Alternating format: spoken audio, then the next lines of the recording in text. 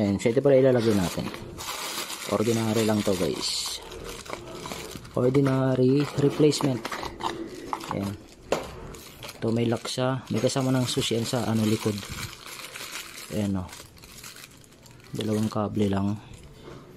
Ayan. Tapos ito yung likod. Sa upuan. Ayan. Lagay na natin. Ayan. Pwede siya nakalagay guys. Ayan o. Ayan. So ganyan lang siya. Ayan.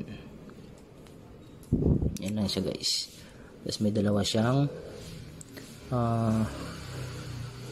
screw. Ito yung pinaka-tornilyo niya.